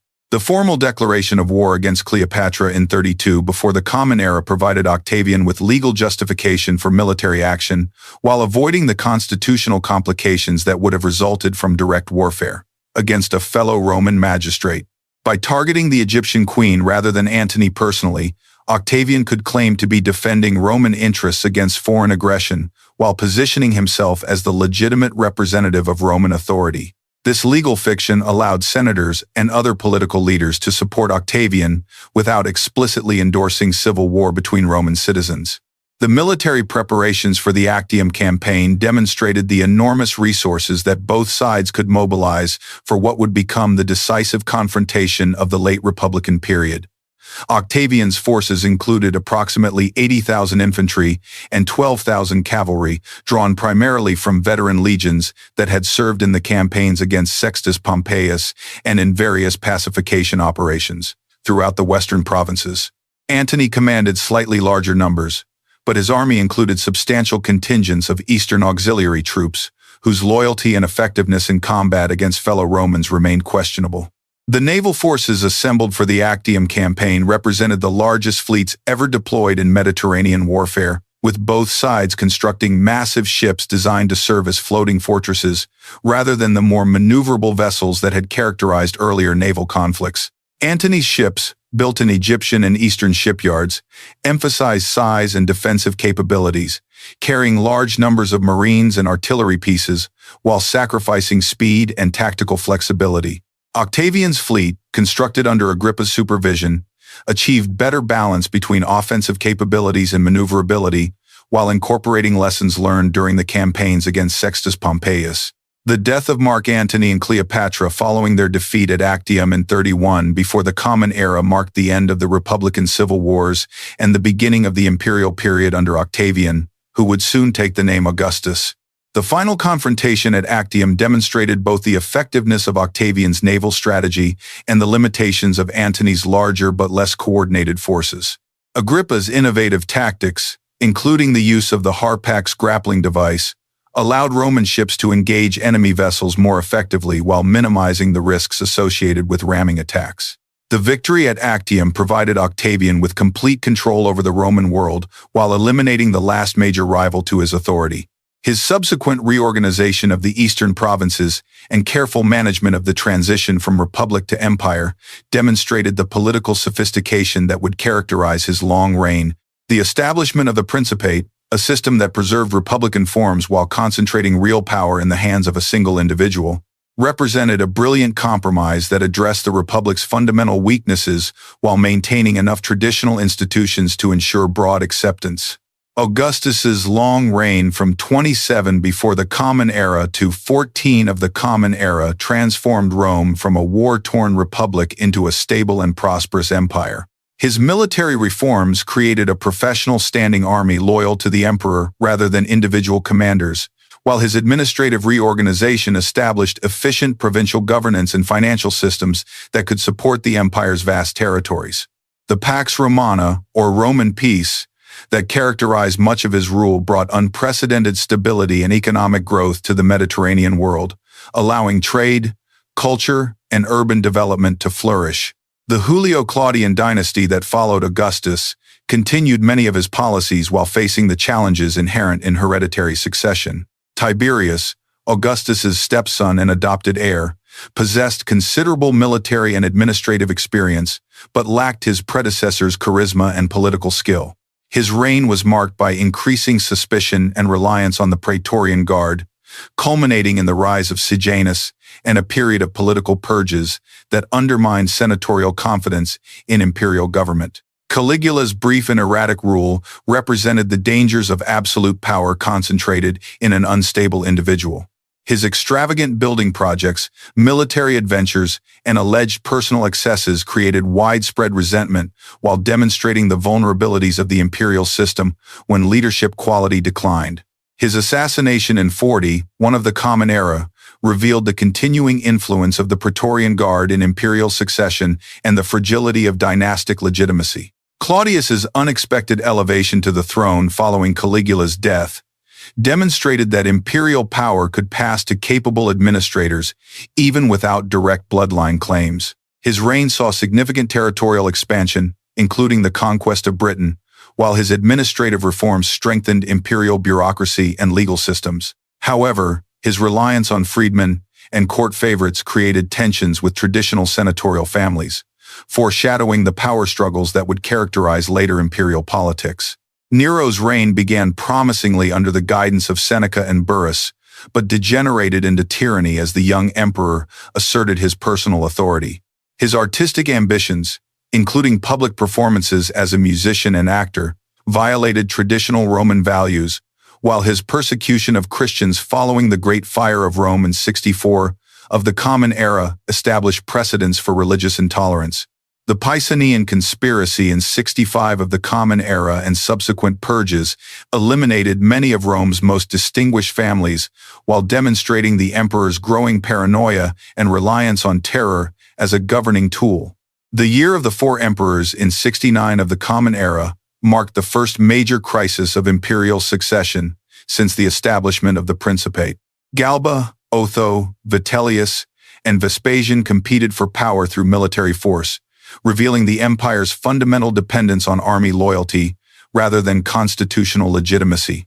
Vespasian's victory established the Flavian dynasty and initiated a period of relative stability and competent administration that contrasted sharply with the chaos of the preceding year. The Flavian emperors, Vespasian, Titus, and Domitian, restored financial stability, completed major building projects including the Colosseum, and conducted successful military campaigns along the frontiers. Their reigns demonstrated that effective imperial government could function without the personal charisma of Augustus while addressing practical administrative needs.